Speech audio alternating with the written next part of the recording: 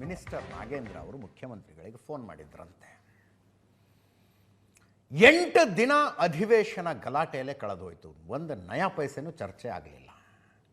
ಏನು ಗಲಾಟೆ? ನಾಗೇಂದ್ರ ರಾಜೀನಾಮೆ ಕೊಡಬೇಕು. ಬಿ ಜೆ ಪಿಯವರು ಸ್ಪಿಯರ್ ಹೆಡ್ ಮಾಡಿ JDSನ ಬೆಂಬಲದೊಂದಿಗೆ ನಡೆಸಿದ ಹೋರಾಟ ಅದು.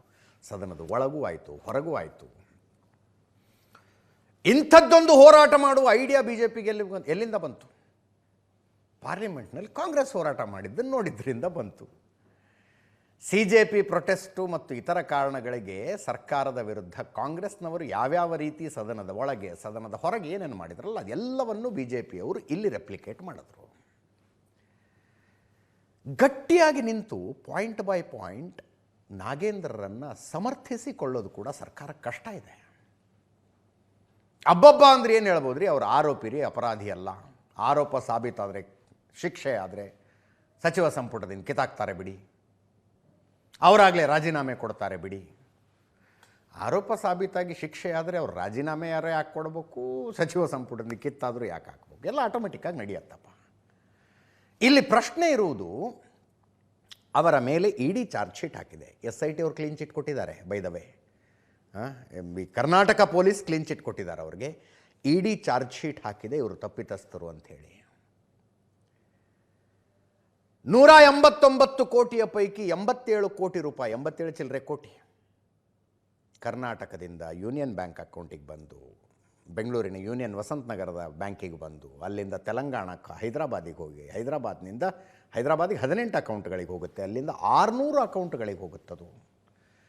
ಆ 600 ಅಕೌಂಟುಗಳ ದುಡ್ಡು ಪೆಟ್ರೋಲ್ ಬಂಕ್ನಲ್ಲಿ, ಬಾರ್ ಆ್ಯಂಡ್ ರೆಸ್ಟೋರೆಂಟ್ನಲ್ಲಿ, ಬಂಗಾರದ ಅಂಗಡಿಯಲ್ಲಿ ಕ್ಯಾಶ್ ಆಗಿ ಹೊರಗೆ ಬರುತ್ತೆ, ಬಂಗಾರವಾಗಿ ಹೊರಗೆ ಬರುತ್ತೆ, ಕೆಲವು ಸಲ ಐಷಾರಾಮಿ ಕಾರುಗಳಾಗಿ ಹೊರಗೆ ಬರುತ್ತೆ.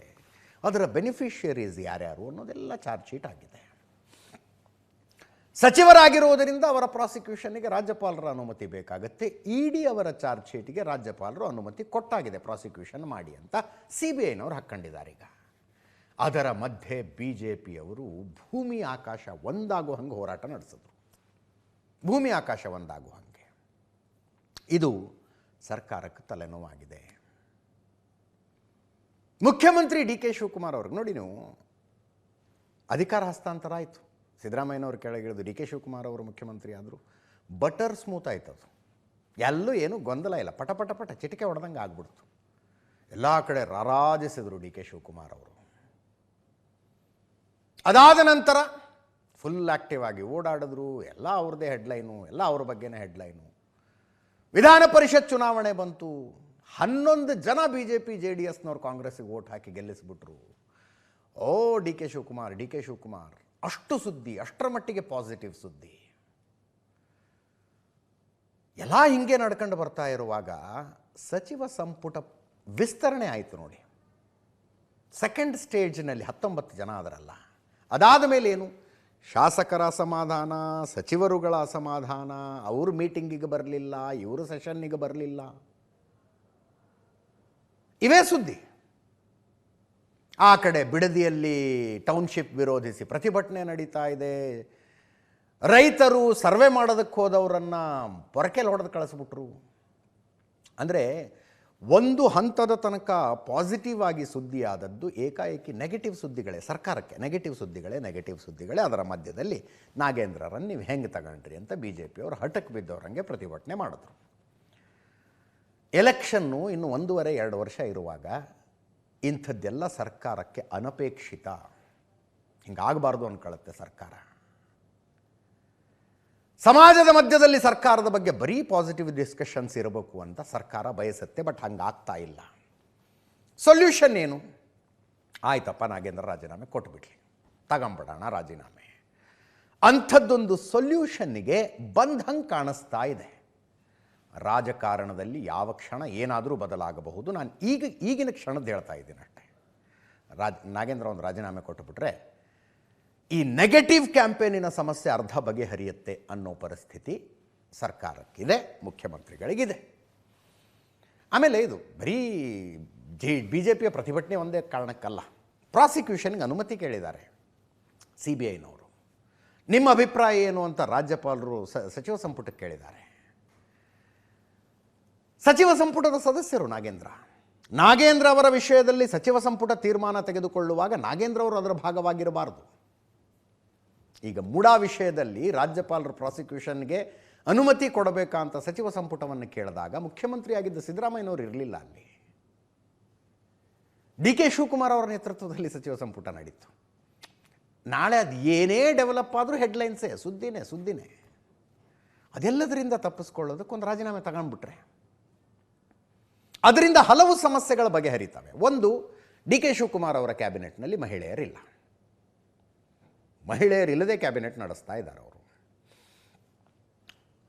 ನಾಗೇಂದ್ರ ರಾಜೀನಾಮೆ ಕೊಟ್ಟು ಅನ್ನಪೂರ್ಣ ತುಕಾರಾಮ್ ಅವ್ರನ್ನ ಕ್ಯಾಬಿನೆಟ್ಟಿಗೆ ತಗೊಂಡ್ಬಿಟ್ರೆ ಏನೇನಾಗುತ್ತೆ ಅವಾಗ?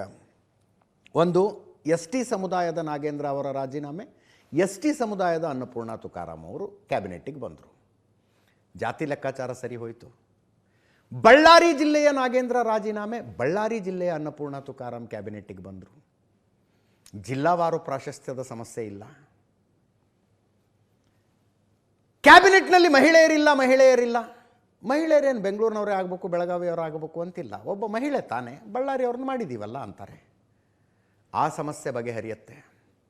ಇನ್ನೂ ಒಂದು ದೊಡ್ಡ ಸಮಸ್ಯೆ ಬಗೆಹರಿಯುತ್ತೆ. ಸಿದ್ದರಾಮಯ್ಯನವರ ಸಿಟ್ಟು. ಹಲವು ಕಾರಣಗಳಿಗೆ ಸಿದ್ದರಾಮಯ್ಯನವರು ಬೇಜಾರಾಗಿದ್ದಾರೆ. ಅದರ ಪೈಕಿ ಅತಿ ದೊಡ್ಡ ಕಾರಣ, ಬ್ಯಾಡಗಿ MLA ಬಸವರಾಜ ಶಿವಣ್ಣವರನ್ನ ನಾನು ಮಿನಿಸ್ಟರ್ ಮಾಡಿ ಅಂದಿದ್ದೆ, ನೀವು ಮಾಡಿಲ್ಲ ಅಂತ. ಬಸವರಾಜ ಶಿವಣ್ಣವರು ಮಿನಿಸ್ಟರ್ ಆಗಬೇಕಾಗಿತ್ತು. ಸಿದ್ದರಾಮಯ್ಯನವ್ರಿಗೆ ಕುರುಬ ಸಮುದಾಯದಿಂದ ನೋಡ್ರಿ ತಮ್ಮ ಮಗನೊಬ್ಬನ ಮಾಡ್ಕೊಂಡ್ಬಿಟ್ರು ಮಿನಿಸ್ಟರು. ಮಗನೊಬ್ಬನ್ನೇ ಮಾಡಿದರೆ ಸರಿ ಆಗೋದಿಲ್ಲ ಅಂತ ಭೈರತಿ ಸುರೇಶನ್ ಮಾಡಿದ್ದಾರೆ. ಕುರುಬರ ಸಂಖ್ಯೆ ಜಾಸ್ತಿ ಇರೋದು ಉತ್ತರ ಕರ್ನಾಟಕದಲ್ಲಿ. ನೀವು ಬೆಂಗಳೂರವರೊಬ್ಬರನ್ನ, ಮೈಸೂರವರೊಬ್ಬರನ್ನ ಮಿನಿಸ್ಟರ್ ಮಾಡಿ ಕುರುಬರಿಗೆ ಪ್ರಾಶಸ್ತ್ಯ ಕೊಟ್ಟಿದ್ದೀವಿ ಅಂದರೆ ಹೆಂಗೆ ಅನ್ನೋ ಪ್ರಶ್ನೆ ಸಿದ್ದರಾಮಯ್ಯನವರಿಗೆ ತಮ್ಮ ಜಾತಿ ಬಾಂಧವರ ಮಧ್ಯದಲ್ಲೇ ಇದೆ ಅನ್ನೋದು ಗೊತ್ತು. ಅದಕ್ಕೆ ಅವರು ಬಸವರಾಜ ಶಿವಣ್ಣವ್ರ ಕ್ಯಾಬಿನೆಟ್ನಲ್ಲಿದ್ದರೆ ಇನ್ನೊಬ್ಬ ಕುರುಬ ಕ್ಯಾಬಿನೆಟ್ನಲ್ಲಿ ಬಂದಂಗಾಯಿತು, ಉತ್ತರ ಕರ್ನಾಟಕದ ಕುರುಬ ಕ್ಯಾಬಿನೆಟ್ನಲ್ಲಿ ಬಂದಂಗಾಯಿತು ಅನ್ನೋ ಲೆಕ್ಕಾಚಾರದಲ್ಲಿ ಬಸವರಾಜ ಶಿವಣ್ಣವರು ಮಿನಿಸ್ಟರ್ ಆಗಬೇಕು ಅಂತಿದ್ದಾರೆ ಅವರು. ಈಗ ನಾಗೇಂದ್ರ ರಾಜೀನಾಮೆ ಕೊಟ್ಟರೆ ಬಸವರಾಜ ಶಿವಣ್ಣವ್ರನ್ನ ಒಳಗೆ ತರಬಹುದು. ಅನ್ನಪೂರ್ಣ ತುಕಾರಾಮ್ ಅವರು ಮಹಿಳಾ ಕೋಟಾದಲ್ಲಿ ಒಳಗೆ ಬರ್ತಾರೆ. ನೋಡಿ, ಮೂರು ಸಮಸ್ಯೆಗಳ ಬಗೆಹರಿತವೆ ಅನ್ನೋ ಲೆಕ್ಕಾಚಾರದಲ್ಲಿ ಮುಖ್ಯಮಂತ್ರಿಗಳಿದ್ದಾರೆ. ನಾಳೆ ಹೋಗ್ತಿದ್ದಾರೆ ಅವರು. ಬೆಳಗ್ಗೆ 7 ಗಂಟೆ ಫ್ಲೈಟಿಗೆ ಹೋಗ್ತಾರೆ. KC ವೇಣುಗೋಪಾಲ್ ಸೇರಿದಂತೆ ಯಾರ್ಯಾರನ್ನು ಸಾಧ್ಯವೋ ಅವರನ್ನೆಲ್ಲ ದಿಲ್ಲಿಲಿ ಭೇಟಿ ಆಗ್ತಾರೆ. ಇದೊಂದು ಪ್ಲ್ಯಾನ್ ಪ್ರಪೋಸಲ್ ಇಡ್ತಾರೆ. ಬಹುಶಃ ನಾಗೇಂದ್ರ ಅವರಿಗೆ ಹೇಳಿಸಲಾಗತ್ತೇನೋ, ದೆಹಲಿಯಿಂದ ಹೇಳಿಸ್ತಾರೆ ಅಂತ ಒಂದು ಚರ್ಚೆ ಇದೆ.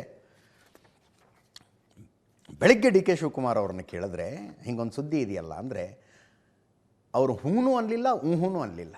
ನಮ್ಮ ಪಕ್ಷದಲ್ಲಿ ಸಚಿವರು, ಶಾಸಕರೆಲ್ಲ ಶಿಸ್ತಿನ ಸಿಪಾಯಿಗಳು ಅಂದರು. ಸಾಯಂಕಾಲ ಪ್ರೆಸ್ ಮೀಟ್ ಮಾಡಿದ್ರು. ಸಾಯಂಕಾಲದ ಪ್ರೆಸ್ ಮೀಟ್ನಲ್ಲಿ ನಾಗೇಂದ್ರ ನಿರಪರಾಧಿ, ನಾಗೇಂದ್ರ ಪಕ್ಷದ ಶಿಸ್ತಿನ ಸಿಪಾಯಿ, ನೋಡೋಣ ಈ ಸದ್ಯಕ್ಕೆ ಆ ರೀತಿಯಾಗಿ ಯಾವುದೂ ಇಲ್ಲ ಅಂದರು. ಅಂತ ಕೇಳಿಸ್ಕೊಳ್ಳಿ ಎರಡೂ ಹೇಳಿಕೆಗಳನ್ನು. ಪಕ್ಷದಲ್ಲಿ ಯಾರು ಶಾಸಕರು, ಮಂತ್ರಿ ಇರ್ಬೋದು, ಎಲ್ಲರೂ ಕೂಡ ಪಕ್ಷದ ಶಿಸ್ತಿನ ಸಿಪಾಯಿಗಳು.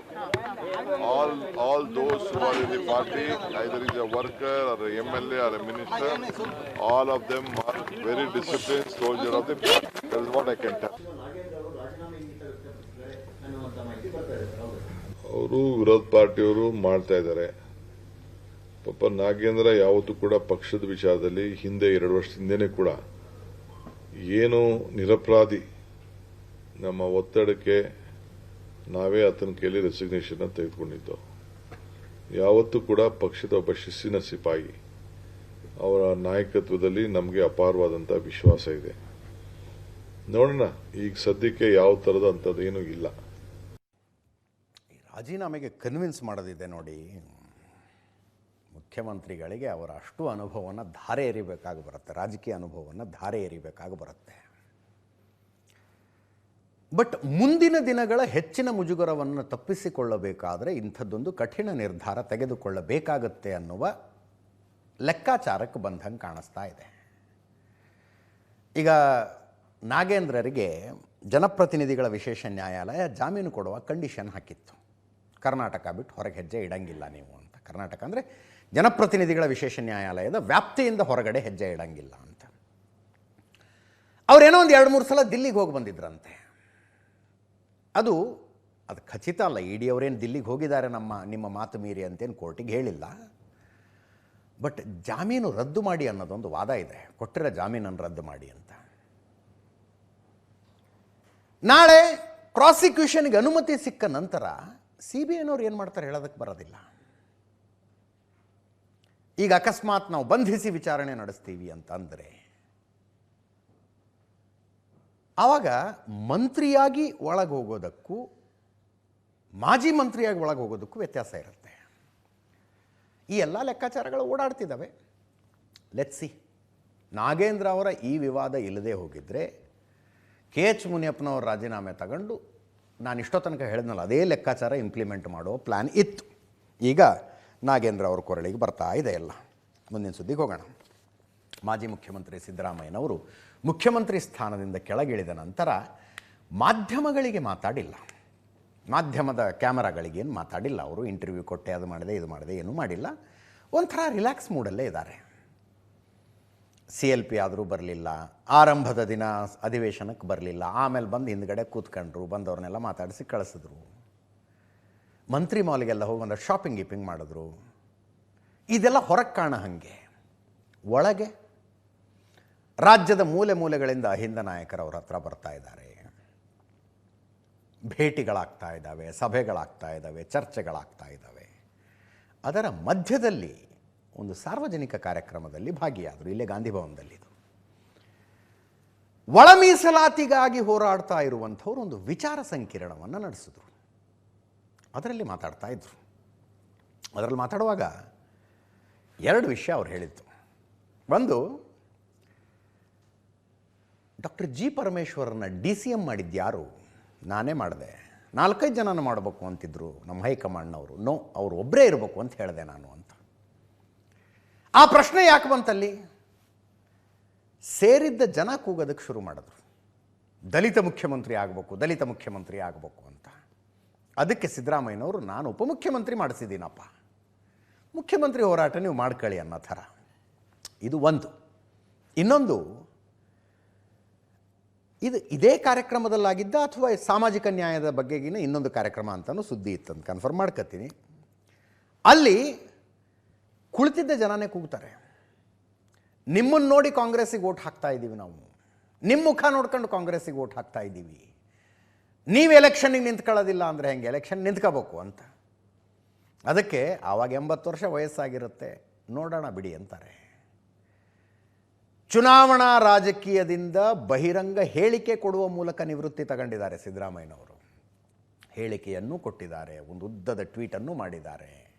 ರಾಜಕಾರಣ ಕಲುಷಿತಗೊಂಡಿದೆ, ನಾನು ಎಲೆಕ್ಷನ್ಗೆ ನಿಲ್ಲೋದಿಲ್ಲ ಅಂದಿದ್ದಾರೆ. ಈಗ ನೋಡೋಣ ಬಿಡಿ ಅಂದರು. ನೋಡೋಣ ಬಿಡಿ ಯಾರಿಗಾರು ಎಚ್ಚರಿಕೆ ಕೊಡ್ತಿದ್ದಾರಾ? ಕೇಳಿಸ್ಕೊಳ್ಳಿ ಆಡಿದ ಮಾತುಗಳನ್ನು.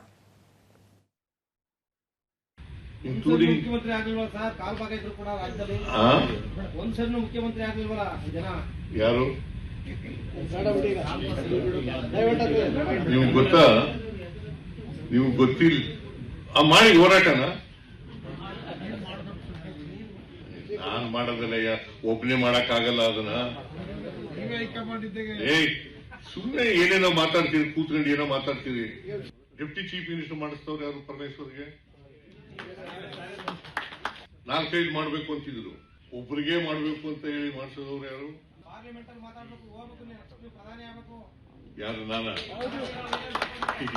ನಾನು ಮುಂದಿನ ಎಲೆಕ್ಷನ್ಗೆ ನಿಲ್ಲದಯ್ಯ, ಆದ್ರೆ ಸಕ್ರಿಯ ರಾಜಕಾರಣದಲ್ಲಿ ಇರ್ತೀನಿ, ಅದಕ್ಕೆ ಸಕ್ರಿಯವಾಗಿ ಕ್ಯಾಂಪೇನ್ ಮಾಡ್ತೀನಯ್ಯ. ಈಗ ನನಗೆ 80ನೇ ವರ್ಷಕ್ಕೆ ಕಾಲಿಟ್ಟಿದ್ದೀನಿ. ನಾನು 80ನೇ ವರ್ಷಕ್ಕೆ 79 ತುಂಬಿ 80ನೇ ವರ್ಷಕ್ಕೆ ಕಾಲಿಟ್ಟಿದ್ದೀನಿ. 28ಕ್ಕೆ ಆಗು ಸರ್ ತಾವು ಮುಖ್ಯಮಂತ್ರಿ. ನೋಡೋಣ.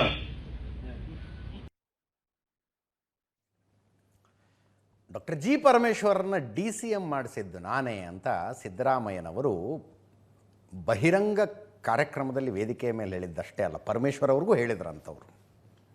ಪರಮೇಶ್ವರ್ ಅವ್ರಿಗೆ ಇನ್ನೂ ಹೇಳಿದ್ದಾರೆ. ಅಂದರೆ ಮುಖ್ಯಮಂತ್ರಿ ಸ್ಥಾನದಿಂದ ಸಿದ್ದರಾಮಯ್ಯನವರೇ ನೀವು ಕೆಳಗಿಳಿಬೇಕು ಅಂದಾಗ, ಸರಿ ನಾನು ಕೆಳಗಿಳಿತೀನಿ, ಪರಮೇಶ್ವರನ್ನ CM ಮಾಡಿ ಅಂತ ಹೇಳಿದ್ರಂತೆ ಅಂತ ಪರಮೇಶ್ವರ್ಗೆ ಅವ್ರು ಹೇಳಿರೋದು. ನೀವೇ ನಿಮ್ಮನ್ನೇ ಮುಖ್ಯಮಂತ್ರಿ ಮಾಡಬೇಕು ಅಂತ ಹೇಳಿದ್ದೆ, ಅಂತಿಮವಾಗಿ DCM ಆದರೂ ಮಾಡೋಕ್ಕೆ ಹೇಳಿದೆ ಅಂತ. ಈ ಮಾತು ಕೇಳಿದ್ರೆ ಸತೀಶ್ ಜಾರಕಿಹೊಳಿ ಅವರ ಮನಸ್ಸಿಗೆ ಹೆಂಗಾಗಿರಬೇಡ. ಅವರು ಮಂತ್ರಿ ಮತ್ತು KPCC ಅಧ್ಯಕ್ಷ ಎರಡೂ ಆಗಬೇಕು ಅಂತ ಪ್ರಯತ್ನ ಪಟ್ಟರು. ಇಲ್ಲ, ಎರಡರಲ್ಲಿ ಒಂದು ಆರಿಸಿಕೊಳ್ಳಿ ಅಂದಾಗ ಸರಿ ಮಂತ್ರಿ ಸ್ಥಾನವೇ ಇರಲಿ ಅಂತಂದರು. ಸಚಿವ ಸಂಪುಟ ವಿಸ್ತರಣೆಯ ಸಂದರ್ಭದಲ್ಲಿ ಇನ್ನೂ ಇಬ್ಬರು DCM ಬರ್ತಾರಂತೆ, ಇನ್ನೂ ಇಬ್ಬರು DCM ಆಗ್ತಾರಂತೆ ಅಂತ ಚರ್ಚೆ ಇತ್ತು. ಆ ಇಬ್ಬರ ಪೈಕಿ ನಾನು ಒಬ್ಬನಾಗಿರಬೇಕು ಅಂತ ಸತೀಶ್ ಜಾರಕಿಹೊಳಿ ಅವರು ಒಂದು ಪ್ರಯತ್ನ ಪಟ್ಟರು. ಅದೂ ಆಗಲಿಲ್ಲ. ಸಿದ್ದರಾಮಯ್ಯನವರು ಇಲ್ಲ, ಜಾಸ್ತಿ ಜನ ಮಾಡಬೇಡಿ, ಒಬ್ಬರೇ ಆಗಬೇಕು, ಅದು ಪರಮೇಶ್ವರರೇ ಅಂತ ಹಠ ಹಿಡಿದಿದ್ದೆ. ಅಂದರೆ ಸಿದ್ದರಾಮಯ್ಯನವರಿಗೆ ಒಂದು ಕಾಲದ ಪರಮಾಪ್ತ ಸತೀಶ್ ಜಾರಕಿಹೊಳಿ ಅವ್ರಿಗೆ ಹೆಂಗೆ ಅನಿಸಿರಬಾರ್ದು ಮನಸ್ಸಿಗೆ. ಡಾಕ್ಟರ್ ಪರಮೇಶ್ವರು ಮಾತಾಡಿದ್ದಾರೆ, ಸತೀಶ್ ಜಾರಕಿಹೊಳಿ ಅವರು ಮಾತಾಡಿದ್ದಾರೆ, ಕೇಳಿಸ್ಕೊಳ್ಳಿ. ಒಳಗಡೆ ಏನು ನಡೆದಿದೆ ಅಂತೇಳಿ ನಮಗೇನು ಗೊತ್ತಿಲ್ಲ. ಒಂದಂತೂ ನಿಜ, ಸಿದ್ದರಾಮಯ್ಯನವರು ಮುಖ್ಯಮಂತ್ರಿ ಮಾಡಬೇಕು ಪರಮೇಶ್ವರನ ಅಂತ ಹೇಳಿ ನಾನು ರಾಜೀನಾಮೆ ಕೊಡುವಂಥ ಸಂದರ್ಭದಲ್ಲಿ ಮುಖ್ಯಮಂತ್ರಿ ಮಾಡಬೇಕು ಪರಮೇಶ್ವರಿಗೆ ಅಂತ ಹೇಳಿದ್ದೀನಿ ಅಂತೇಳಿ ನಮಗೆಲ್ಲ ಹೇಳಿದರು. ಅದನ್ನು ಹೈಕಮಾಂಡ್ನವರು ಕನ್ಸಿಡರ್ ಮಾಡಲಿಲ್ಲ. ಆದರೆ ಉಪಮುಖ್ಯಮಂತ್ರಿ ಮಾಡುವಂಥ ಸಂದರ್ಭದಲ್ಲಿ ಅವರು ಭಾಳಷ್ಟು ಜನ ಮಾಡಬೇಕು ಹಾಗೆ ಅಂತೇಳಿ ಕೇಳ್ತಾ ಇದ್ದಾರೆ.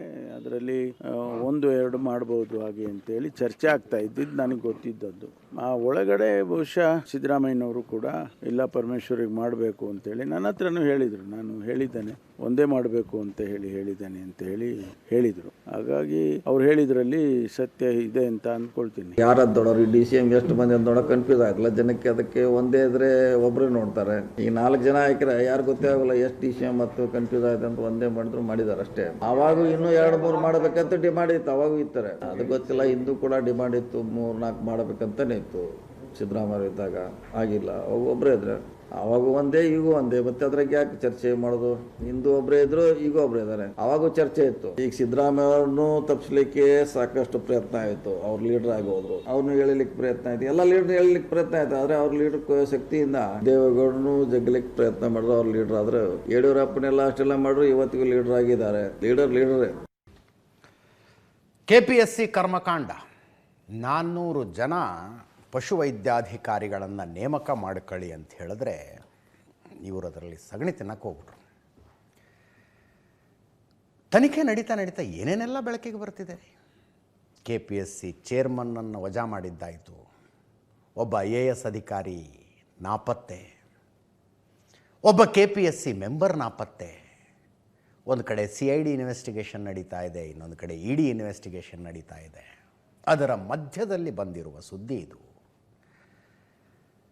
ವಿಧಾನಸೌಧದ ಹಿಂದೆನೇ ಇದೆ.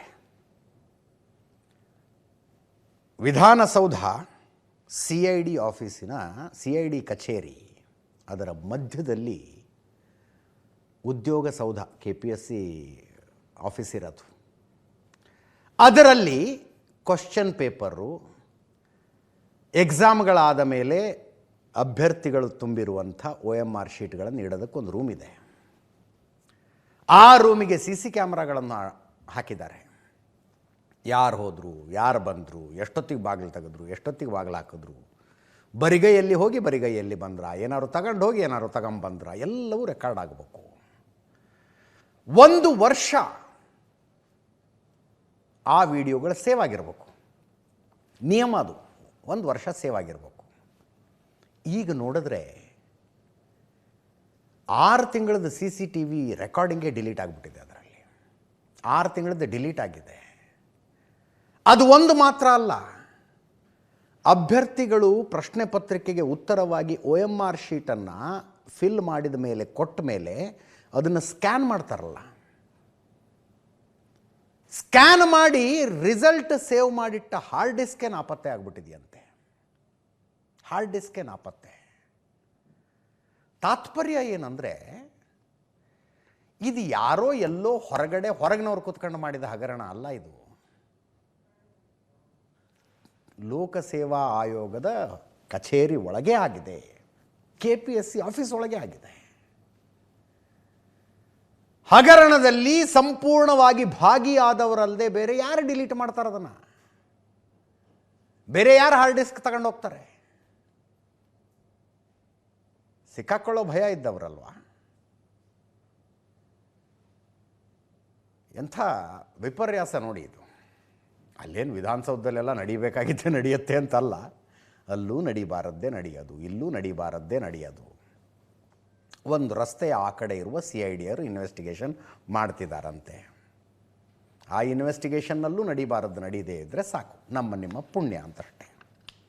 ಸರಿಯಾಗಿ ಇನ್ವೆಸ್ಟಿಗೇಷನ್ ಆಗಲಿ ಅನ್ನೋ ಉದ್ದೇಶದಿಂದ ಹೇಳ್ತಾ ಇದ್ದೀನಿ. ಮುಂದಿನ ಸುದ್ದಿಗೆ ಹೋಗೋಣ. BJPಯ ಪಾರ್ಲಿಮೆಂಟರಿ ಬೋರ್ಡ್ನಲ್ಲಿ ಆಮೂಲಾಗ್ರ ಬದಲಾವಣೆಯ ಸಮಯ ಬಂದಿದೆ ಅಂತ ಒಂದು ಸುದ್ದಿ ಇದೆ ದೆಹಲಿಯಿಂದ. ಏನು ಬದಲಾವಣೆ? ಸದ್ಯಕ್ಕೆ ಯಾರ್ಯಾರಿದ್ದಾರೆ ಪಾರ್ಲಿಮೆಂಟ್ ಬೋರ್ಡ್ನಲ್ಲಿ? ಪ್ರಧಾನಮಂತ್ರಿಗಳಿರ್ತಾರೆ, 4 ಜನ ಕೇಂದ್ರ ಸಚಿವರಿದ್ದಾರೆ, BJP ರಾಷ್ಟ್ರೀಯ ಅಧ್ಯಕ್ಷರಿದ್ದಾರೆ, ಬೇರೆ ಬೇರೆ ರಾಜ್ಯಗಳಿಂದ ಆಯ್ಕೆ ಮಾಡಲಾಗಿರುವ ಹಿರಿಯ BJP ನಾಯಕರುಗಳಿದ್ದಾರೆ. ಇಷ್ಟು ಜನರ ಪಾರ್ಲಿಮೆಂಟರಿ ಬೋರ್ಡ್ ಇದೆ. ಪ್ರಧಾನಮಂತ್ರಿಗಳು, 4 ಜನ ಕೇಂದ್ರ ಸಚಿವರು, BJP ರಾಷ್ಟ್ರೀಯ ಅಧ್ಯಕ್ಷಗಳು ಮತ್ತು ಬೇರೆ ಬೇರೆ ನಾಯಕರುಗಳು. ಕರ್ನಾಟಕದಿಂದ ರಾಷ್ಟ್ರೀಯ ಸಂಘಟನಾ ಕಾರ್ಯದರ್ಶಿ BL ಸಂತೋಷ್ ಅವರಿದ್ದಾರೆ, ಮಾಜಿ ಮುಖ್ಯಮಂತ್ರಿ ಯಡಿಯೂರಪ್ಪನವರಿದ್ದಾರೆ. ಈಗ ಫಾರ್ ದ ಫಸ್ಟ್ ಟೈಮ್ ಸಂಸದೀಯ ಮಂಡಳಿಯೊಳಗೆ 4 ಜನ ಮುಖ್ಯಮಂತ್ರಿಗಳು ಬರ್ತಾರೆ ಅಂತ ಒಂದು ಸುದ್ದಿ. 4 ಜನ ಮುಖ್ಯಮಂತ್ರಿಗಳು. ಇದು ನ್ಯಾಷನಲ್ ಮೀಡಿಯಾದಲ್ಲಿ ಹರಿದಾಡ್ತಾ ಇರುವ ಹೆಸರುಗಳು. ಆ ಸುದ್ದಿಯನ್ನು ಯಥಾವತ್ತಾಗಿ ನಿಮಗೆ ಹೇಳ್ತಾ ಇದ್ದೀನಿ. ಯಾರ್ಯಾರು 4 ಜನ? ಆ ಲಿಸ್ಟ್ ನೋಡಿದ್ರೆ ಯಾವ ಮುಖ್ಯಮಂತ್ರಿಗಳಿಗೆ ನ್ಯಾಷನಲ್ ಲೆವೆಲ್ನಲ್ಲಿ ಸ್ಪೆಷಲಿ ಸೋಷಿಯಲ್ ಮೀಡಿಯಾದಲ್ಲಿ ಟ್ರ್ಯಾಕ್ಷನ್ ಇದೆಯೋ ಅವ್ರನ್ನ ತಗೊಳ್ಳಂಗೆ ಕಾಣಿಸ್ತಾ ಇದೆ. ಯಾರ್ಯಾರ ಹೆಸರು ಬರ್ತಾ ಇರೋದು? ದೇವೇಂದ್ರ ಫಡ್ನವೀಸ್ ಮಹಾರಾಷ್ಟ್ರದ ಮುಖ್ಯಮಂತ್ರಿ, ಯೋಗಿ ಆದಿತ್ಯನಾಥ್ ಉತ್ತರ ಪ್ರದೇಶದ ಮುಖ್ಯಮಂತ್ರಿ, ಹಿಮಂತ ಬಿಸ್ವಾ ಶರ್ಮಾ ಅಸ್ಸಾಂನ ಮುಖ್ಯಮಂತ್ರಿ, ಸುವೇಂದು ಅಧಿಕಾರಿ ಪಶ್ಚಿಮ ಬಂಗಾಳದ ಮುಖ್ಯಮಂತ್ರಿ. ಈ 4 ಜನರಲ್ಲಿರುವ ಕಾಮನ್ ಫ್ಯಾಕ್ಟರ್ ಏನು? ಅವರಿಗೆ ಸೋಷಿಯಲ್ ಮೀಡಿಯಾದಲ್ಲಿ ಟ್ರ್ಯಾಕ್ಷನ್ ಇದೆ, ಜನಪ್ರಿಯತೆ ಇದೆ. ಯುವ ಸಮುದಾಯದ ಮಧ್ಯದಲ್ಲಿ ದೇ ಆರ್ ಪಾಪ್ಯುಲರ್ ಫೇಸಸ್.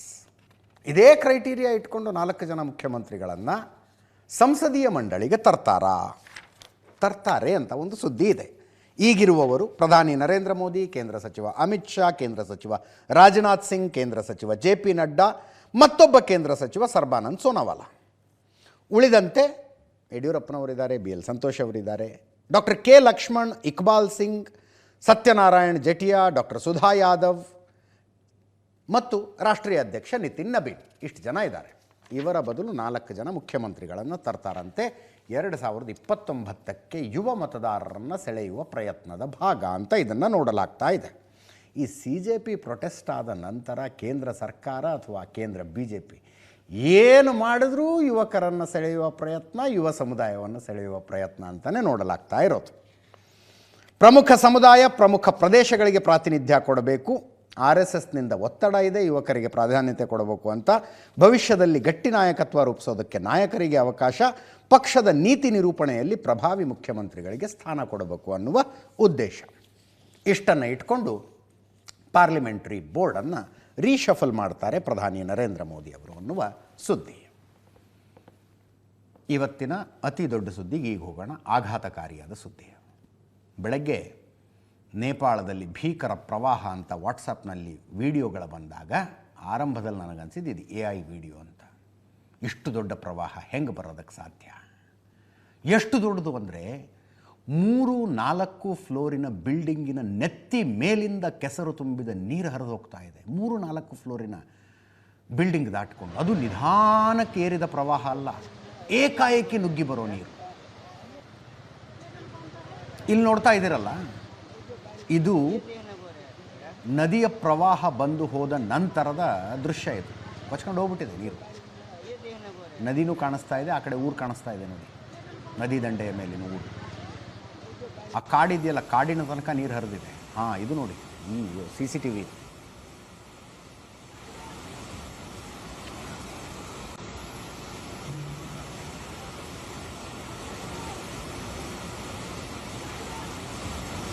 ಇದು ಚೀನಾದಲ್ಲಿ, ನೇಪಾಳ, ಟಿಬೆಟು, ಚೀನಾದ ಕೆಲವು ಭಾಗ ಪ್ರವಾಹ ಬಂದಿರೋದು. ಚೀನಾದ ಗೈರಾಂಗ್ ಅನ್ನುವ ಬಂದರು ನೋಡಿ ಅಲ್ಲಿ ನುಗ್ಗಿ ಬರೋದು. ओहो पुरा ड्याम फुटेर आयो यार, पुरा चाइनाको ड्याम फुटेर आएर रहेछ। आमामामामामा ल यहाँ हामीले अब ओहो यार यो पुरै ड्याम फुटेर आएको यो घर गयो यो ल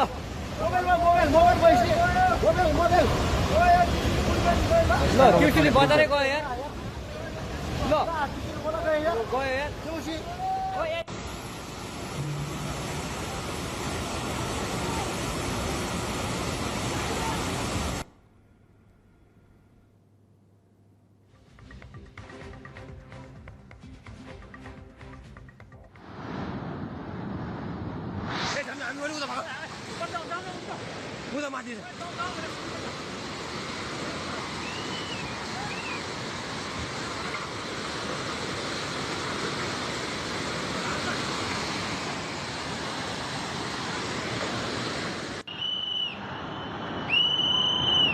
मेन बजार जुन चाइना हुँदै काठमाडौँ जाने बाटो बजार थियो यहाँ त्यसका लागि हामी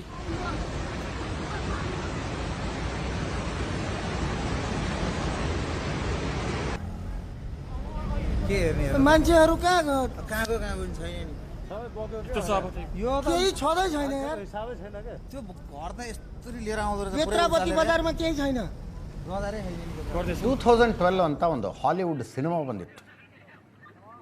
ಅದರ ದೃಶ್ಯಗಳ ನೆನಪಾದ ನೇಪಾಳ ಸರ್ಕಾರ 51 ಸಾವುಗಳು ಅಂತ ಹೇಳ್ತಾ ಇದೆ. ಅಷ್ಟೇ ಆಗಿರಲಿ ಅಂತ ಅನ್ನೋದು ನಮ್ಮ ಹಾರೈಕೆ ಅಷ್ಟೇ. ಬಟ್ ದೃಶ್ಯಗಳನ್ನು ನೋಡ್ತಾ ಇದ್ದರೆ ಬರೀ 51 ಜನ ಸತ್ತಿರೋದಕ್ಕೆ ಸಾಧ್ಯ ಇಲ್ಲ. ಇದರ ಹಿಂದಿನ ದೃಶ್ಯದಲ್ಲಿ ಜನ ಓಡೋಗ್ತಿರ್ತಾರೆ, ನೂರಾರು ಜನ ಓಡೋಗ್ತಿರ್ತಾರೆ, ನುಗ್ಗಿ ಬರುತ್ತೆ ನೀರು.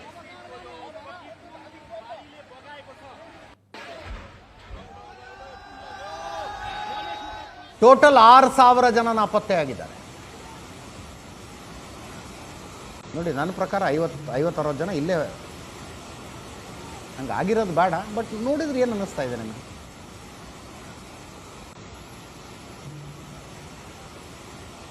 ನೇಪಾಳ ಒಂದರಲ್ಲೇ 6,000 ಜನ ನಾಪತ್ತೆಯಾಗಿದ್ದಾರೆ.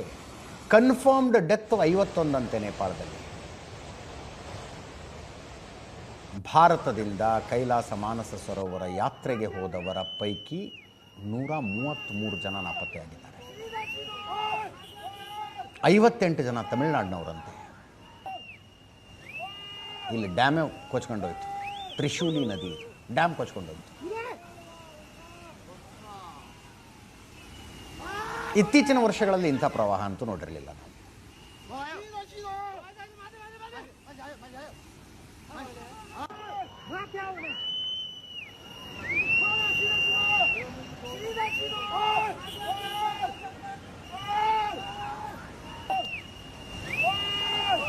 ನೋಡಿ, ಹಿಮಾಲಯದಲ್ಲಿ ಹುಟ್ಟಿ ಹರಿಯುವ ನದಿಗಳಲ್ಲಿ ಬರುವ ಪ್ರವಾಹಕ್ಕೂ ಇಲ್ಲಿ ಪಶ್ಚಿಮ ಘಟ್ಟ ನಾವು ನೋಡ್ತೀವಲ್ಲ ನದಿಗಳಲ್ಲಿ ಬರುವ ಪ್ರವಾಹಕ್ಕೂ ಬಹಳ ವ್ಯತ್ಯಾಸ.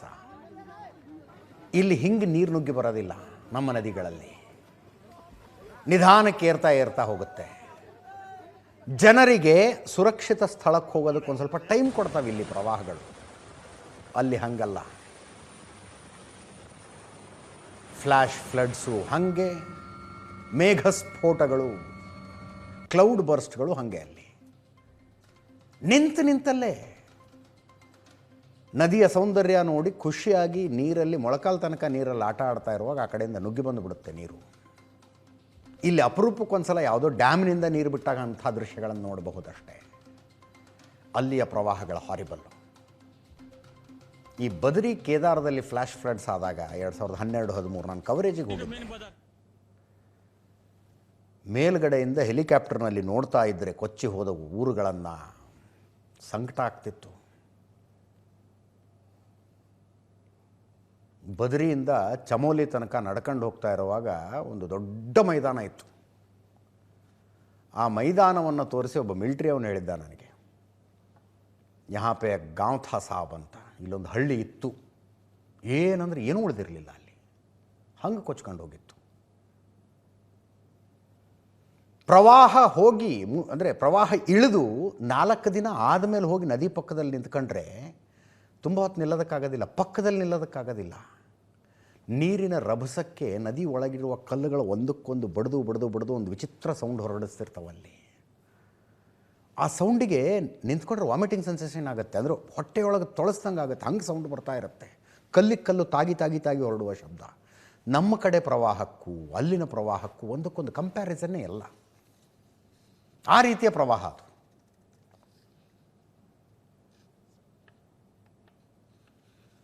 ಏಕಾಏಕಿ ಇಂಥ ಪ್ರವಾಹ ಯಾಕೆ ಬಂತು ಕೇಳಿದರೆ ಭೂಕಂಪ ಆಗಿದ್ದಕ್ಕೆ ಅಂದರು. ಆಶ್ಚರ್ಯ ಆಗಿದ್ದದೆ. ಭೂಮಿಯ ಒಳಗಾಗೋ ಭೂಕಂಪ, ಆಕಾಶದಲ್ಲಿರುವ ಮೋಡ, ಏನಕ್ಕೇನು ಸಂಬಂಧ? ಬಟ್ ಸಂಬಂಧ ಇತ್ತು. 4.4 ರಿಕ್ಟರ್ ಮಾಪಕದಲ್ಲಿರುವಂಥ ಭೂಕಂಪ ಆಯಿತು.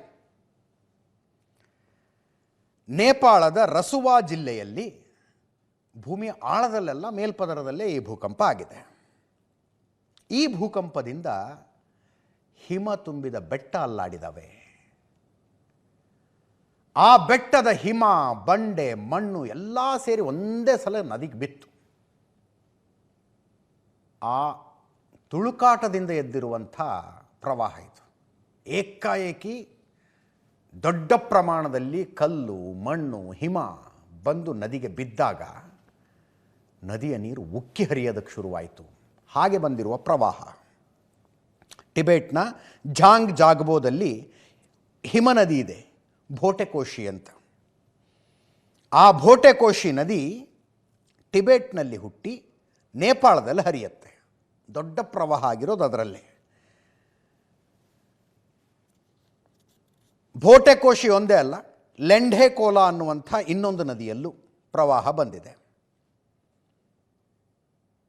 ಅದರ ಜೊತೆಗೆ ನದಿಗೆ ತಾಗಿಕೊಂಡೇ ಯೋಜನೆಗಳನ್ನು, ನದಿಯಲ್ಲೇ ಯೋಜನೆಗಳನ್ನು ಮಾಡುವ ಚಟ ಒಂದೇನು ಶುರುವಾಗಿದೆಯಲ್ಲ, ಅದರಿಂದಾಗಿ ಹಿಂದೆ ಯಾವುದೋ ವಿಷಯಕ್ಕೆ ಬಂದಾಗ ಒಂದು ಸಲ ಹೇಳಿದ್ದೆ, ಪಶ್ಚಿಮ ಘಟ್ಟಗಳಿದಾವಲ್ಲ, ಇಲ್ಲಿ ನೋಡುವ ಬೆಟ್ಟಗಳು ತುಂಬ ಗಟ್ಟಿ ಇವು. ಹಿಮಾಲಯ ಹಂಗಲ್ಲ, ದೇ ಆರ್ ಫ್ರೆಜೈಲ್. ಯಾಕೆ ಅನ್ನೋದು ಬೇಡ, ಡೀಟೇಲಾಗಿ ಹೇಳೋದು ಬೇಡ. ಅವು ಯಾಕೆ ಫ್ರೆಜೈಲು, ಇವ್ಯಾಕೆ ಗಟ್ಟಿ ಅನ್ನೋದಕ್ಕೆ ಬೇರೆದೊಂದು ಎಕ್ಸ್ಪ್ಲನೇಷನ್ ಇದೆ. ಅವು ಫ್ರೆಜೈಲು, ಇವು ಗಟ್ಟಿ ಬೆಟ್ಟಗಳು. ಆ ಫ್ರೆಜೈಲ್ ಬೆಟ್ಟಗಳ ಮೇಲೆ ದೊಡ್ಡ ದೊಡ್ಡ ಕಾಮಗಾರಿಗಳನ್ನು ಮಾಡೋದಕ್ಕೆ ಹೋದಾಗ, ಬಂಡೆ ಹೊಡೆಯೋದಕ್ಕೆ ಡೈನಮೈಟ್ ಇಟ್ಟೆ, ದೊಡ್ಡ ದೊಡ್ಡ ಬುಲ್ಡೋಸರಲ್ಲಿ ಹೆಂಗೆ ಬೇಕು ಹಂಗೆ ಕೆವರದ್ದೆ ಮಾಡಿದಾಗ ಬೆಟ್ಟಗಳು ಇನ್ನಷ್ಟು ಪೊಳ್ಳಾಗಿರ್ತವೆ. ಎಲ್ಲ ಸೇರ್ಕೊಂಡು ಒಂದು ದೊಡ್ಡ ಮಳೆ, ಒಂದು ಸಣ್ಣ ಭೂಕಂಪ ಇಷ್ಟು ಮಾಡಿ ಇಟ್ಟುಬಿಡುತ್ತೆ.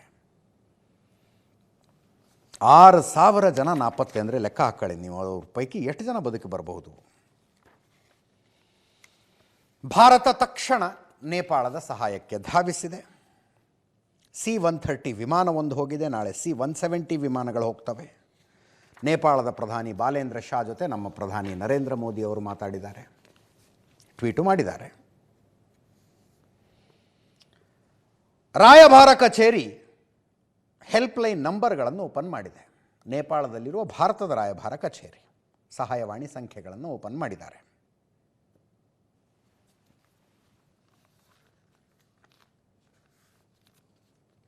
Pray for Nepal.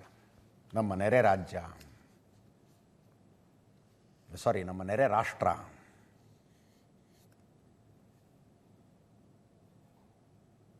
ಸಾಂಸ್ಕೃತಿಕವಾಗಿ ನಮ್ಮಂಗೆ ಇರುವಂಥ ದೇಶ, ಬಟ್ ನಮಗಿಂತ ಹೆಚ್ಚು ಏಳು ಬೀಳುಗಳನ್ನು ನೋಡಿರುವ ದೇಶ ಕಷ್ಟದಲ್ಲಿದೆ. Let us pray for it. ಮುಂದಿನ ಸುದ್ದಿಗೆ ಹೋಗೋಣ. ಆಪರೇಷನ್ ಸಿಂಧೂರದ ಟೈಮ್ನಲ್ಲಿ ಪಾಕಿಸ್ತಾನದ ಕಿರಾನಾ ಹಿಲ್ಸನ್ನು ಭಾರತ ಟಾರ್ಗೆಟ್ ಮಾಡಿದ್ದದ್ದು ನಿಜಾನಾ? ಕಿರಾನಾ ಹಿಲ್ಸು ಆ್ಯಕ್ಚುಲಿ ಆಪರೇಷನ್ ಸಿಂಧೂರ ನಡೀತಾ ಇದ್ದಾಗಲೇ ಪ್ರತಿದಿನ ಸೈನ್ಯದಿಂದ ಪ್ರೆಸ್ ಮೀಟ್ಗಳಾಗ್ತಿದ್ವಲ್ಲ, ಪತ್ರಕರ್ತರು ಪ್ರಶ್ನೆ ಕೇಳ್ತಿದ್ರು, ಉತ್ತರ ಕೊಡ್ತಿದ್ರು. ಆವಾಗ ನಂಗೆ ನೆನಪಿಲ್ಲ ಅದು ಯಾವ ಚಾನಲಿನ ಯಾವ ಪತ್ರಿಕೆಯ ಪತ್ರಕರ್ತರು ಆ ಪ್ರಶ್ನೆ ಕೇಳಿದ್ರು ಗೊತ್ತಿಲ್ಲ. ಒಂದು ಸುದ್ದಿ ಜೋರು ಹರಿದಾಡೋದಕ್ಕೆ ಶುರುವಾಗಿತ್ತು. ಕಿರಾನಾ ಹಿಲ್ಸ್ ಅಂತ ಪಾಕಿಸ್ತಾನದವರು ತಮ್ಮ ಅಣ್ವಸ್ತ್ರ ಸಿಡಿತಲೆಗಳನ್ನು, ನ್ಯೂಕ್ಲಿಯರ್ ವಾರ್ ಹೆಡ್ಗಳನ್ನು ಅಲ್ಲೇ ಬಚ್ಚಿಟ್ಟಿದ್ದಾರೆ. ಭಾರತ ಅದನ್ನೇ ಟಾರ್ಗೆಟ್ ಮಾಡಿ ಹೊಡೆದು ಬಿಟ್ಟಿದೆ. ಅಣ್ವಸ್ತ್ರ ಸಿಡಿತಲೆಗಳು ಲೀಕ್ ಆಗಿ ವಿಕಿರಣಗಳು ಹೊರಗಡೆ ಬರ್ತಾ ಇದ್ದಾವೆ. ಆ ವಿಕಿರಣಗಳು ಹೊರಗಡೆ ಬರದಂತೆ ತಡೆಯೋದಕ್ಕೆ ಪಾಕಿಸ್ತಾನ ಏನೇನೋ ಸರ್ಕಸ್ ಮಾಡ್ತಾ ಇದೆ. ಟರ್ಕಿಯಿಂದ ಅದೇನೋ ಮಟೀರಿಯಲ್ ತರಿಸಿದೆ. ಎಲ್ಲ ಸುದ್ದಿಗಳು ಸೋಷಿಯಲ್ ಮೀಡಿಯಾದಲ್ಲೆಲ್ಲ ಹರಿದಾಡ್ತಿದ್ವು. ಈ ಆಪರೇಷನ್ ಸಿಂಧೂರದ ಪ್ರೆಸ್ ಮೀಟ್ನಲ್ಲಿ ಪತ್ರಕರ್ತರೊಬ್ಬರು ಒಂದು ಪ್ರಶ್ನೆ ಕೇಳಿದರು. ನನಗೆ ಪ್ರಶ್ನೆ ಕೇಳಿದ ಪತ್ರಕರ್ತ ಯಾರು, ಉತ್ತರ ಕೊಟ್ಟ ಅಧಿಕಾರಿ ಯಾರು ಅನ್ನೋದು ಮರ್ತೋಗಿದೆ. ಅವ್ರು ಕೇಳಿದ್ದು, ಕಿರಾನಾ ಹಿಲ್ಸ್ನಲ್ಲಿ ಪಾಕಿಸ್ತಾನದ ನ್ಯೂಕ್ಲಿಯರ್ ವಾರ್ ಹೆಡ್ಗಳನ್ನು ಭಾರತ ಟಾರ್ಗೆಟ್ ಮಾಡಿದೆ ಅಂತ ಸುದ್ದಿ ಇದೆ, ಹೌದಾ ಅಂತ. ಅದಕ್ಕೆ ಆ ಮಿಲಿಟರಿಯ ಉನ್ನತ ಅಧಿಕಾರಿ ಕೊಟ್ಟ ಉತ್ತರ ನನಗಿನ್ನೂ ನೆನಪಿದೆ. ಹೌದಾ, ಕಿರಾನಾ ಹಿಲ್ಸ್ನಲ್ಲಿ ಪಾಕಿಸ್ತಾನದವ್ರು ನ್ಯೂಕ್ಲಿಯರ್ ವಾರ್ ಹೆಡ್ಗಳನ್ನು ಇಟ್ಟಿದ್ದಾರಾ? ನಿಮಗಿರಬಹುದು ಮಾಹಿತಿ, ನಮಗೇನಿಲ್ಲ ಅದರ ಬಗ್ಗೆ ಅಂತ. ಇನ್ ಅ ವೆರಿ ಲೈಟರ್ ವೇ ಆ ಅಧಿಕಾರಿ ಒಂದು ಉತ್ತರ ಕೊಟ್ಟು ಅದನ್ನು ತೇಲಿಸ್ಬಿಟ್ರು ಹಾಗೆ. ಈಗ ಭಾರತದ ಮಾಜಿ CDS ಅನಿಲ್ ಚೌಹಾಣ್ ಒಂದು ಖಾಸಗಿ ದೆಹಲಿಯ ಕಾರ್ಯಕ್ರಮವೊಂದರಲ್ಲಿ ಮಾತನಾಡ್ತಾ ಅವತ್ತು ಏನಾಯಿತು ಅನ್ನೋದು ಹೇಳಿದ್ದಾರೆ. Former CDS general Anil Chauhan, Kirana hills ಪಾಕಿಸ್ತಾನದ ಪಂಜಾಬ್ ಪ್ರಾಂತ್ಯದಲ್ಲಿ ಬರುತ್ತೆ. ರಗ್ವಾ ಅಂತ ಒಂದು ಪಟ್ಟಣ ಇದೆ, ಒಂದು ಸಿಟಿ ಇದೆ. ಸರ್ಗೋದಾ ಅಂತ ಇನ್ನೊಂದು ಸಿಟಿ ಇದೆ. ಅದರ ಮಧ್ಯದಲ್ಲಿ ಒಂದು ಪರ್ವತ ಶ್ರೇಣಿ, ಇದು ಗಟ್ಟಿ ಕಲ್ಲು ಬಂಡೆಗಳದ್ದು. 1970ರಲ್ಲಿ ಈ ಇಡೀ ಕಿರಾನಾ ಹಿಲ್ಸ್ ಪ್ರದೇಶವನ್ನು ಪಾಕಿಸ್ತಾನ ಮಿಲಿಟ್ರಿ ತನ್ನ ವಶಕ್ಕೆ ತಗೊಳತ್ತೆ. ನಮಗೆ ಬೇಕಿದ್ದು ನಮ್ಮ ಇನ್ಫ್ರಾಸ್ಟ್ರಕ್ಚರ್ಗೆ ಅಂತ. ಅದಾದಮೇಲೆ ಗಟ್ಟಿ ಕೋಟೆ ಕಟ್ಟದಂಗೆ ಕಟ್ಬಿಟ್ಟಿದ್ದಾರೆ. ಅದನ್ನು ಯಾರು ಒಳಗೆ ಹೋಗಂಗಿಲ್ಲ, ಯಾರು ಹೊರಗೆ ಬರೋಂಗಿಲ್ಲ ಅನ್ನುವ ರೀತಿಯಲ್ಲಿ ಕೋಟೆ ಕಟ್ಟಿದ್ದಾರೆ. ಒಳಗಡೆ ಸುಮಾರು 48 ಸಣ್ಣ ಸಣ್ಣ ಸಣ್ಣ ಸಣ್ಣ ಸುರಂಗಗಳನ್ನು ಕೊರೆದಿದ್ದಾರಂತೆ. ತಮ್ಮ ಮೋಸ್ಟ್ ಕ್ರಿಟಿಕಲ್ ವೆಪನ್ಗಳನ್ನು ಸುರಕ್ಷಿತವಾಗಿ ಇಡುವುದಕ್ಕೆ ಸುರಂಗಗಳನ್ನು ಕೊರೆದಿದ್ದಾರೆ. ಟೋಟಲ್ 68 ಸ್ಕ್ವೇರ್ ಕಿಲೋಮೀಟರ್ ವ್ಯಾಪ್ತಿಯಲ್ಲಿ ಕಿರಾನಾ ಹಿಲ್ಸ್ ಇದೆ. ಇಡೀ ಪ್ರದೇಶ ಪಾಕಿಸ್ತಾನಿ ಮಿಲಿಟ್ರಿ ಅದು. ಅಲ್ಲಿ ನ್ಯೂಕ್ಲಿಯರ್ ವಾರ್ ಹೆಡ್ಗಳನ್ನು ಇಟ್ಟಿದ್ದಾರೆ ಅಂತ ಒಂದು ಚರ್ಚೆ. ಅದಕ್ಕೆ ಫಾರ್ಮರ್ CDS ಹೇಳಿದ್ದು, ಈ ಲಾಯ್ಟ್ರಿಂಗ್ ಅಮ್ಯುನೇಷನ್ ಹೊತ್ತಂಥ ಡ್ರೋನ್ಗಳಿರ್ತವೆ, ನಿಮ್ಗೆ ಅರ್ಥ ಆಗಿರ್ತವ್ರು ಇಂಗ್ಲೀಷಲ್ಲಿ ಹೇಳಿದ್ದು, ಸುಮ್ಮನೆ ಹೇಳ್ತಾ ಇರೋದು ನಾನಷ್ಟೇ. ಆ ಡ್ರೋನನ್ನು ಒಂದು ಈ ರೀತಿಯ ಟಾರ್ಗೆಟ್ ಹೊಡಿಬೇಕು ಅಂಥೇಳಿ ಅದಕ್ಕೆ ಫೀಡ್ ಮಾಡಿ ಹಾರಿಸ್ಬಿಡ್ತಾರಂತೆ. ಉದಾಹರಣೆಗೆ ರಡಾರ್ ಹೊಡಿಬೇಕಪ್ಪ, ರಡಾರ್ ಅಂದರೆ ಹೆಂಗೆ ಐಡೆಂಟಿಫೈ ಮಾಡೋದು ಹೆಂಗೆ ಅನ್ನೋದನ್ನು ಅದಕ್ಕೆ ಫೀಡ್ ಮಾಡ್ತಾರೆ. ಇಂಥದ್ದನ್ನು ಹುಡುಕೊಂಡು ಓಡಾಡ್ತಿರುತ್ತದು, ಮೇಲೆ ಆಕಾಶದಲ್ಲಿ ಹಾರಾಡ್ತಾ ಇರುತ್ತೆ, ಇಂಥದ್ದು ಎಲ್ಲಿದೆ ಕೆಳಗೆ ಅಂತ. ಅದರ ಹಾರಾಡುವ ಕೆಪಾಸಿಟಿ 2 ತಾಸು. 2 ತಾಸು ಹಾರಾಡಿ ತನಗೆ ಫೀಡ್ ಆಗಿರುವ ರಡಾರ್ನಂಥ ಆಕೃತಿ ಎಲ್ಲಿದೆ ಅಂತ ಹುಡುಕುತ್ತದು. 2 ತಾಸು ಹಾರಾಡಿದ ಮೇಲೆ ಅದರ ಫ್ಯೂಯಲ್ ಖಾಲಿ ಆಗಬೇಕಲ್ಲ. ಬಟ್ ಕೆಳಗಡೆ ಟಾರ್ಗೆಟ್ ಸಿಗಲಿಲ್ಲ ಅಂದರೆ ತಾನೇ ಯಾರಿಗೂ ಹಾನಿಯಾಗದಂಥ ಒಂದು ಜಾಗಕ್ಕೆ ಹೋಗಿ ಡಿಕ್ಕಿ ಹೊಡೆದು ಬ್ಲಾಸ್ಟ್ ಆಗಿಬಿಡುತ್ತೆ. ಲಾಯ್ಟ್ರಿಂಗ್ ಅಮ್ಯುನೇಷನ್ ಡ್ರೋನ್ ಅಂತ ಕರೀತಾರೆ ಅದಕ್ಕೆ. ಅಂಥದ್ದು ಒಂದು ಡ್ರೋನು ಬಹುಶಃ ರಡಾರ್ ಎಲ್ಲೂ ಕಾಣಿಸ್ಲಿಲ್ಲ ಅಂತ ಹೋಗಿ ಕಿರಾನಾ ಹಿಲ್ಲಿಗೆ ಹೋಗಿ ಬಡ್ದಿರ್ಬೇಕು. ಅಲ್ಲಿಂದ ಹೊಗೆ ಬರ್ತಾ ಇತ್ತು. ಪಾಕಿಸ್ತಾನಿ ಮೀಡಿಯಾದವರು ಅದನ್ನು ರಿಪೋರ್ಟ್ ಮಾಡಿದ್ರು ಅಂತ ಫಾರ್ಮರ್ CDS ಹೇಳ್ತಾ ಇದ್ರು. ಮತ್ತೊಂದು ಜಾಹೀರಾತಿನ ವಿವಾದ. ಪ್ರತಿ ಹಬ್ಬ ಬಂದಾಗಲೂ ಒಂದಲ್ಲ ಒಂದು ಅಡ್ವರ್ಟೈಸ್ಮೆಂಟ್ ಹಿಂಗಾಗತ್ತೆ ನೋಡಿ. ಬಟ್ ಮತ್ತೆ ಜ್ಯುವೆಲ್ರಿ ಬ್ರ್ಯಾಂಡಿನ ಜಾಹೀರಾತುಗಳೇ ಹಿಂಗೆ ಯಾಕೆ ಆಗ್ತವೆ ಅನ್ನೋದು ಗೊತ್ತಾಗ್ತಾ ಇಲ್ಲ. ರಕ್ಷಾಬಂಧನ ಬರ್ತಾ ಇದೆ. ರಕ್ಷಾಬಂಧನಕ್ಕೆ ಒಂದು ಜ್ಯುವೆಲ್ರಿ ಬ್ರ್ಯಾಂಡ್ನವರು ಕೃತಿ ಸನೋನ್ ಅನ್ನುವ ನಟಿಯನ್ನು ಇಟ್ಕೊಂಡು ಒಂದು ಅಡ್ವರ್ಟೈಸ್ಮೆಂಟ್ ಮಾಡಿದ್ದಾರೆ. ಜೀವಾ ಕಂಪನಿಯ ಚಿನ್ನಾಭರಣದ ಜಾಹೀರಾತಂತಿದು. ಇಲ್ಲಿದೆ ನೋಡಿ.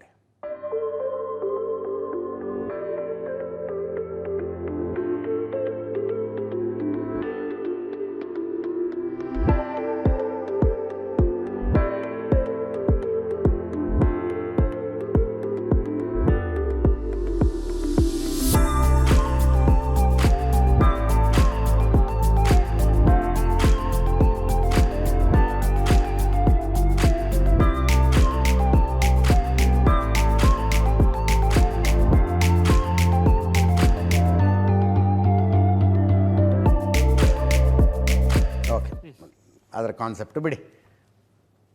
ಜ್ಯುವೆಲ್ರಿ ಶಾಪಿನ ಜ್ಯುವೆಲ್ರಿ ಬ್ರ್ಯಾಂಡಿನ ಅಡ್ವರ್ಟೈಸ್ಮೆಂಟ್ ಇದೆ. ಇದರಲ್ಲಿ ಕಂಗನಾ ರಾಣಾವತ್ ಅವರಿಗೆ 2 ಸಮಸ್ಯೆಗಳು ಕಾಣಿಸಿದ್ವು. ಒಂದು, ಅಣ್ಣಂಗೋ ತಮ್ಮಂಗೋ ರಾಖಿ ಕಟ್ಟುವಾಗ ಈ ಥರ ಡ್ರೆಸ್ ಹಾಕ್ಕೊಂಡು ಯಾವ ಹುಡುಗಿ ಕೂತ್ಕೊತಾಳೆ, ಅದಕ್ಕೆ ಬಿಕಿನಿ ಥರದ ಡ್ರೆಸ್ಸು ಅಂತ ಕಂಗನಾ ರಾಣಾವತ್ ಹೇಳೋದು. ನಾಯಿಗೆ ರಾಖಿ ಕಟ್ತಾ ಇದ್ದೀರಿ ನೀವು ಅಂದರೆ ಹಿಂದೂಗಳ ಹಬ್ಬ ಅಂದರೆ ಅಷ್ಟು ಸರಳ ಆಗ್ಬಿಡ್ತಾ, ಅಷ್ಟು ಸುಲಭವಾಗಿಬಿಡ್ತಾ ನಿಮಗೆ? ಕಂಗನಾ ರಾಣಾವತ್ ಕೇಳಿದ ಪ್ರಶ್ನೆ ಅದು. ನಾವು ಹೆಣ್ಣಾಗಿ ಹುಟ್ಟಿರುವುದು ಬಹಳ ಹೆಮ್ಮೆ ಪಡಬೇಕು, ಏಕೆಂದರೆ ನಾವು ಧರಿಸುವ ಬಟ್ಟೆಗಳಲ್ಲಿ ಬಹಳಷ್ಟು ವಿಧಗಳಿದ್ದಾವೆ. ಒಂದೊಂದು ಕಾರ್ಯಕ್ರಮಕ್ಕೂ ಒಂದೊಂದು ಬಗೆಯ ಉಡುಪು ಧರಿಸೋದಕ್ಕೆ ಅವಕಾಶ ಇದೆ. ಕಾಕ್ಟೇಲ್ ಬಟ್ಟೆಯಿಂದ ಹಿಡಿದು, ಹಾಗಂದ್ರೆ ಏನಂತ ಗೊತ್ತಿಲ್ಲ ನನಗೆ, ಕಾಕ್ಟೇಲ್ ಬಟ್ಟೆಯಿಂದ ಹಿಡಿದು ಲೆಹಂಗಾ, ಚೋಲಿ, ಜೀನ್ಸು, ಬಿಕಿನಿ, ಸಾರಿ, ಸಲ್ವಾರ್ ಕಮೀಸ್ ಇಷ್ಟೆಲ್ಲ ಆಯ್ಕೆಗಳಿದ್ದರೂ ನೀವು ಬಿಕಿನಿ ಧರಿಸಿ ನಿಮ್ಮ ಸಹೋದರನಿಗೆ ರಾಖಿ ಯಾಕೆ ಕಟ್ತೀರಿ? ನಿಮ್ಮ ವಸ್ತ್ರದ ಆಯ್ಕೆಗಳು ಎಲ್ಲಿ ಹೋಗಿದ್ದಾವೆ?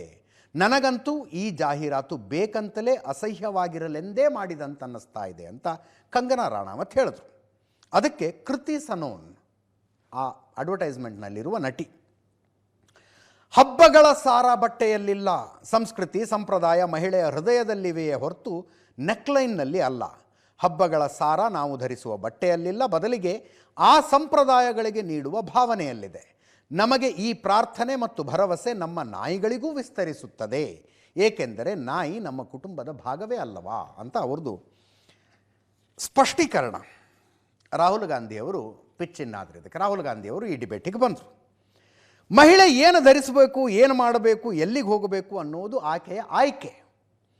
ಮಹಿಳೆಯರು ತಮ್ಮ ಸ್ವಾತಂತ್ರ್ಯ ಚಲಾಯಿಸುವುದಕ್ಕಾಗಿ ಅವರ ಮೇಲೆ ಟ್ರೋಲ್ ಮಾಡುವುದನ್ನು ನಿಲ್ಲಿಸಿ ಅಂದರು ರಾಹುಲ್ ಗಾಂಧಿಯವರು.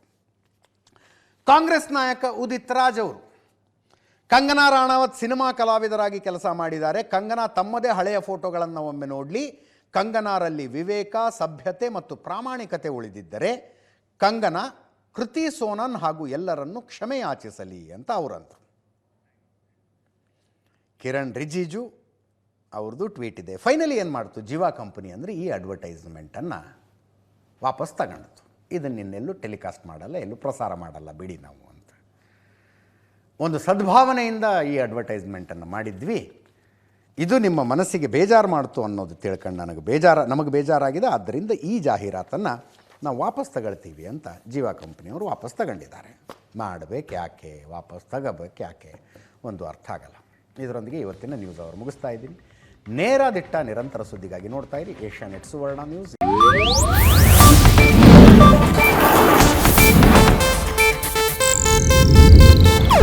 ಇದು ಏಷ್ಯಾನೆಟ್ ನ್ಯೂಸ್ ನೆಟ್ವರ್ಕ್ ಪ್ರಸ್ತುತಿ.